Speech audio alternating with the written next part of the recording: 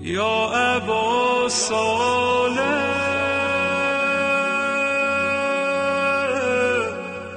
The second representative, 40 years. Third representative, Hussein ibn Ruh, who was one of the students of this second representative. He began his wakala. He began to represent the 12th Imam. Hussein ibn Ruh had a very important characteristic. That characteristic was this. He was well known not just amongst the Shia.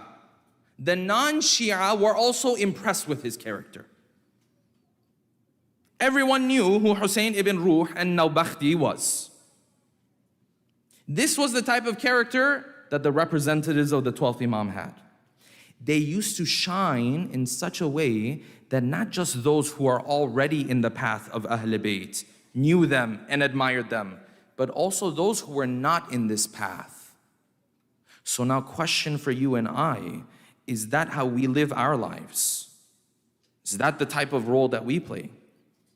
So you're going to college, obviously you have Muslims who are not Shia. Yes? Dominant majority are not Shia. Does your character shine amongst these characters? You have friends who you grew up with, they're Sunni, they're not Shia. Okay, great. Does your character shine? Do they look up to you? Do they say, yes, you know, him, and he follows a different faith and a different school of thought, yes, but his character, is that what they say? That's how these representatives were. When the time of salat comes, do they look up to you and say, oh, look at his salat? When the time of Quran comes, the time of fasting comes, the time of charity comes, the time of service comes, does your character shine amongst the other characters? You say, I'm Shia, I'm follower of Ahlul Bayt, I'm different from the others. Correct. In your school of thought, in your faith, you are different. And one of the ways you were supposed to be different is that you were supposed to shine brighter than others. That's how Hussein ibn Ruh was.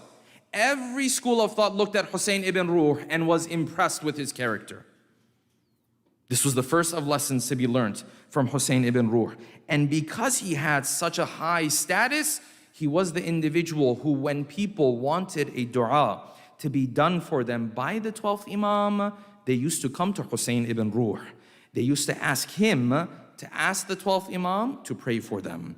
And of those who came and asked him to pray for them was the father of Shaykh al-Saduq. The father of Shaykh al-Saduq was struggling to have a child. At one point, he came to Hussein ibn Ruh, the third representative. He said, I want you to ask the 12th Imam to do a dua for me, so that I will be granted and blessed with a child. Hussein ibn Ruh went, asked the 12th Imam, came back. He said 3 days later, he came to me, he said, this is a done deal. You will be granted a child. Which child did this become? This became that child who is now known as Shaykh al-Saduq, the author of a multitude of books of hadith. And Shaykh al-Saduq himself says, I used to sit in the class of our teacher, and as the teacher used to speak, I used to respond to him. The elders in the community, they would look at me and they would say, you know what? Of course he has knowledge like this. He was born with the dua of the 12th Imam.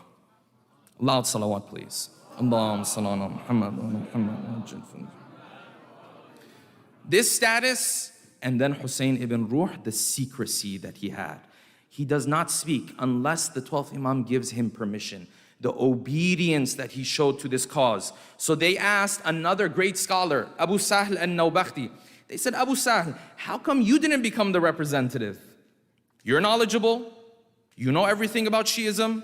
You're close to the Imam. How come you didn't become the representative and Hussein ibn Ruh became the representative? Look at the response that he gave. And this, brothers and sisters, is the difference between the close servants of God and the servants who are good servants of God. And if you want to see where I fall and where you fall, this is the difference, the obedience.